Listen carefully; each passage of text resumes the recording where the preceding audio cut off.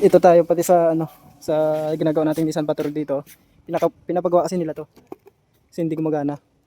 So papakita ko sa inyo dito ngayon yung kanyang wiring. Nabuksan ko na 'to sa tao ko. Ayan oh. Yan. Wag na. So ito siya guys oh. Yung wiring niya, yan oh. May relay sila, dalawang relay, dalawang fuse. Yan oh, sunog. Tapos sunog din. Paano hindi masunog? Tignan nyo. Yan oh.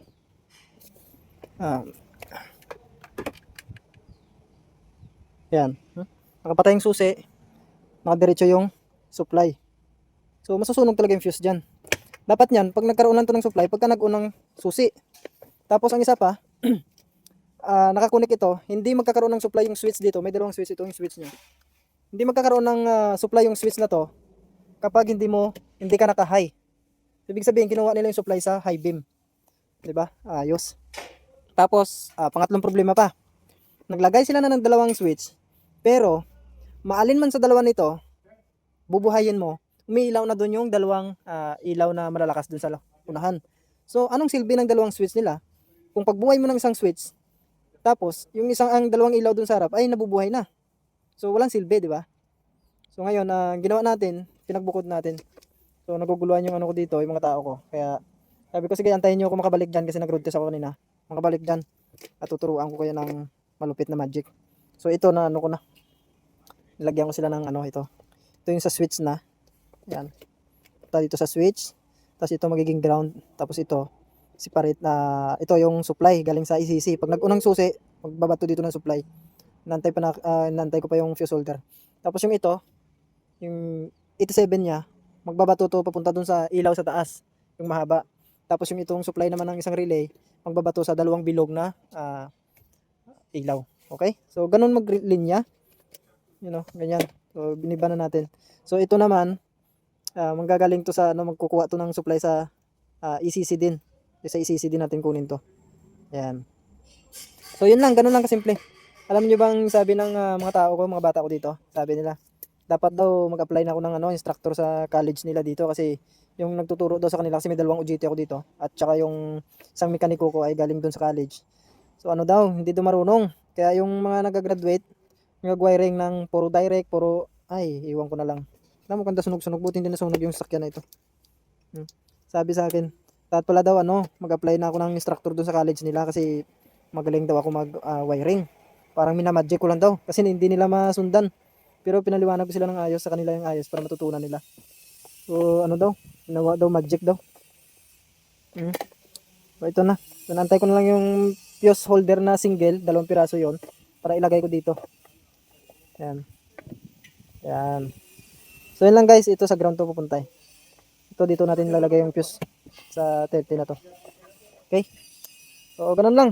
Pinawasak ko talaga sa kanila para ma-demo ko rin sa kanila kung paano mag-wiring. Yan. So sabi ko sa kanila, wag niyo gayahin yung gantong gawa kasi delikado to. Nandito na ako na magtuturo sa inyo, dapat kung anong tinuturo ko sa inyo makinig kayo kasi balang araw kung mawala man ako dito sa bansa ninyo, at least may nakuha kayong aral galing sa akin. Nakaka-proud yun na tayong Pilipino nakabahagi tayo ng kalaman sa mga taga dito. Guys, na wiring na natin Yan na, tinapo ko na yung yung nila, yung wiring nila. Ito na yung bago natin. Go! And tignan natin kung ilaw. Tignan natin yung reaction niya. Okay. Look at it. Alright. Yes. Top one. Top 1. Yeah, top one. How about top? Alright. Yes.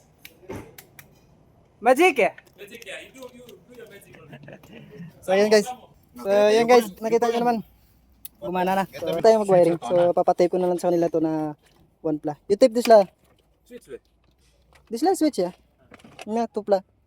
Bottom. Top. Up. William ya. Dangerous. So now you tape this la now. Put them together.